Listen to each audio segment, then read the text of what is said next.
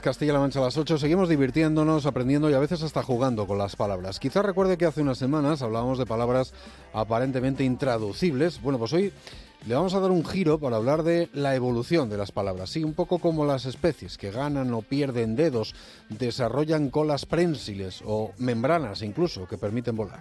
Si alguna vez has leído algún libro antiguo, habrás visto que nuestra forma de hablar actual es muy distinta a la de, por ejemplo, el siglo XVI. Esto es porque el lenguaje está en constante evolución, lo que hace que las palabras cambien con el paso del tiempo como si fueran Pokémon. Hay palabras que antes no existían y se han creado para hablar de objetos que antes no había, como impresora, coche o, recientemente, selfie. Pero esta no es la única forma en la que cambia una lengua. También puede pasar que las palabras que se usan desde mucho tiempo atrás cambien su significado. Navegar es un claro ejemplo de esto. Antes significaba desplazarse por el agua. Si le interesa la cuestión, si tiene curiosidad, eso que estábamos escuchando lo hemos encontrado en una web que se llama EduBoom. Es una plataforma de videolecciones para aprender de manera sencilla y entretenida. Incluso hay test para saber lo que has aprendido, de mates, de inglés, de lengua.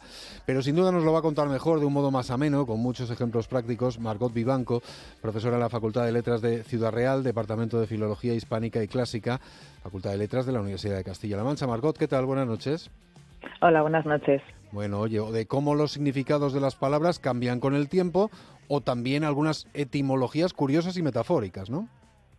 Sí, me ha gustado mucho esto que has traído de los Pokémon, porque es verdad que la evolución de las palabras funcionó un poco así. A veces creamos palabras completamente nuevas y otras veces lo que hacemos es tomar una palabra que ya teníamos y mutar su significado como mutan, no sé, los superhéroes como Goku, ¿no? Cuando se convierte en superguerrero y cambia algunas de sus propiedades sin dejar de ser el mismo, ¿no? Uh-huh.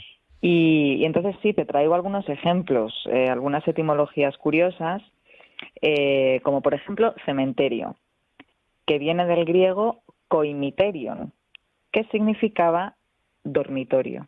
O sea, cementerio viene de dormitorio. Bueno, tiene su sentido porque es lugar de reposo y entiendo que esa es la similitud, ¿no? Sí, efectivamente. Muchos cambios de significado se dan a través de metáforas, como en este caso, ¿no? Que es algo así como el lugar del eterno reposo, o como lo queramos ver, ¿no? Esto es muy, muy frecuente. Tengo otro par de ejemplos divertidos, como el de trabajo o el de planeta. ¿Se te ocurre de dónde pueden venir? Pues ni idea, pero vamos, dispuesto a aprender, cuéntame. Pues mira, planeta viene del griego planetes, la evolución fonética ha sido poca, pero esto en griego significaba vagabundo. Uh-huh. Y tú pensarás que tiene que ver un planeta con un vagabundo. Pues es que se utilizó este término porque los planetas rotan, a diferencia de las estrellas que son fijas. Uh-huh. Vagabundean, por así decirlo, ¿no? Sí. Por el espacio exterior. Bueno, muy bonito. ¿Y trabajo de dónde viene? Lo de trabajo es menos bonito. Es una etimología un poco dudosa, pero parece que hay bastante acuerdo en pensar que viene del latín tripalium, que era un instrumento de tortura, una cosa parecida a la cruz, ¿vale? Pero en vez de con los brazos en forma de T, con los brazos y las piernas formando como una X. Sí, no deja en muy buen lugar a la palabra trabajo, es menos bonito, pero también se entiende la metáfora. Además, esa especie de tortura lo hemos visto en algunas películas. Bueno, oye, ¿y todos los cambios semánticos se producen de este modo? No todos se producen por metáforas. Hay otros mecanismos para el cambio semántico, como por ejemplo la especialización, que es pasar de un significado más general, un término con un significado amplio, pasa a tener un significado más concreto. Uh-huh. Este es el caso, por ejemplo, de alienígena. Alienígena. Hombre, yo entiendo el significado actual. No sé si tenía otro significado anterior. Bueno, tenía uno parecido, pero más amplio, ¿no? Lo que ha hecho ha sido reducirlo. Alien en latín tiene que ver con ajeno, con lo otro, ¿no? Ese es un poco el concepto básico de la palabra. Y entonces he consultado el diccionario de la Real Academia de 1822, por irme a una época hace 200 años, que eso es poquito en términos históricos, y en ese diccionario alienígena se define simplemente como extranjero. Y se entiende por oposición a indígena, que es la persona local, ¿no? Autóctona. Ujú. Claro, eso es muy amplio. Lo que hemos hecho ha sido especializar el término para un tipo concreto de extranjeros, si lo quieres ver así. Claro, o sea que era el antónimo de indígena, el alienígena. O Sí, sea que los franceses, los italianos, los británicos eran alienígenas hace 200 años. sí, señor, fíjate tú. Ujú. Bueno, muy curioso. ¿Y puede darse la situación contraria? Es decir, que de un significado más concreto pasemos a otro más genérico, más general.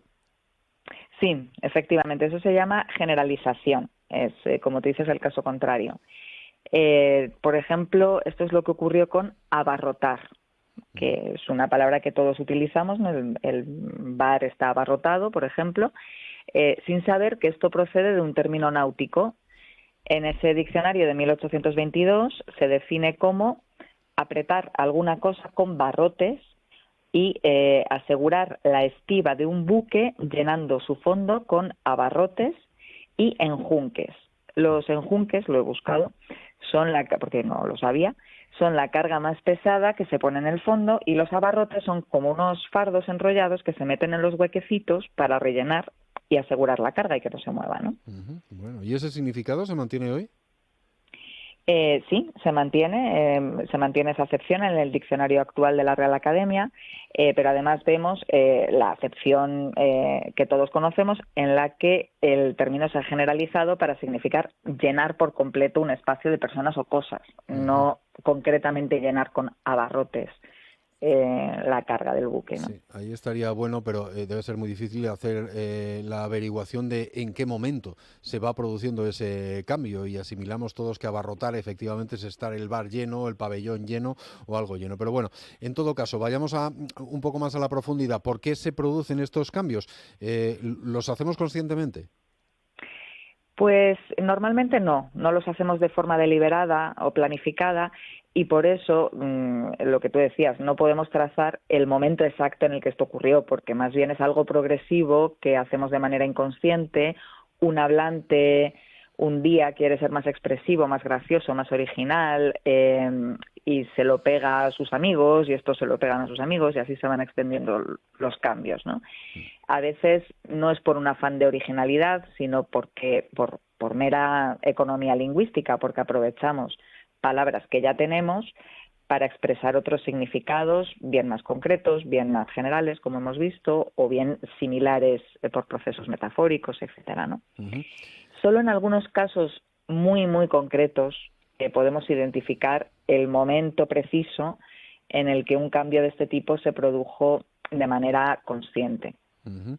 No sé si en ese sentido los momentos exactos en los que se produjo ese cambio semántico, no te digo que me pongas ningún ejemplo, pero que te pueda venir a la mente, ¿es porque alguien importante lo dijo en un discurso? Porque a fuerza de costumbre esto tardará décadas, por no decir siglos enteros, pero ¿se puede producir porque alguien importante lo diga en un discurso trascendente, no sé, un rey, un presidente de un gobierno, un papa, estoy pensando? ¿Por cosas así? ¿Podría ser? Sí, sí, podría ser. A ver, ahí habría que preguntarse si el rey o el papa lo dicen porque ellos previamente lo han escuchado a alguien Mm, en su ámbito privado, ¿no? ujú. Pero si es realmente una ocurrencia original o algo de una película, un chiste, una cosa así, Sí. o algo de una canción que se acaba popularizando, ahí sí Ujú, podemos identificar, ¿no? ujú. Como lo de que llamamos Rebeca a las Rebecas por la película Rebeca Sí, sí, sí. de Hitchcock, ¿no? Sí, sí. Ese Así. tipo de cosas. Bueno, me quedo con ganas de más palabras. Cuéntame el caso de heroína, que además de ser el femenino de héroe, desde hace, entiendo que poco tiempo, como decías tú, mirando los acontecimientos con perspectiva histórica, desde hace algunas décadas también lo conocemos o nos sirve para describir una droga. Sí, este es uno de esos casos en los que podemos identificar el momento, el qué, el dónde, el cuándo, el cómo, el quién del cambio, ¿no? Porque la heroína viene de héroe, o sea, tiene que ver con lo heroico, ¿no? Y es una droga o originalmente un medicamento que curaba heroicamente la tos, el asma y la tuberculosis. Ujú, Porque así es como lo patentó el laboratorio Bayer, que fue quien desarrolló la heroína a partir de la morfina en el año 1898. y le dio ese nombre tan potente con fines comerciales, no publicitarios. Heroína, suena así como que cura heroicamente, como los Pokémon. Bueno, luego tardaron unos años en darse cuenta de que era muy adictiva y muy peligrosa. Sí, el medicamento finalmente fue retirado, claro, pero el producto sigue existiendo y con él su nombre. Y ahí tenemos ese cambio semántico. Es una pena que no he conseguido encontrar, te quería traer un anuncio de radio de la heroína Bayer, esto es pues eso de principios del siglo, ¿no? Para escucharlos aquí, pero no los he encontrado. Lo que sí he encontrado, si los oyentes están interesados, son anuncios de prensa de la época, que puedes ver dibujos, ¿no?, de madres dándoles una cucharadita de heroína a los niños, pues era un jarabe. Una cucharadita de heroína a los niños, qué curioso, qué bueno, qué buen aprendizaje. Bueno, me traías un montón de palabras más, pero te voy a pedir, dos historias más, porque me llaman muchísimo la atención. El primero, histeria, ¿cuál es el origen y la evolución? Pues mira, histeria ha sido elegir la que tiene la etimología más espantosa, sí. Porque viene del griego histeria, que significa útero. Ajá. Entonces, es la palabra con la que se hablaba de los estados de ánimo de la mujer cuando estaba con la regla.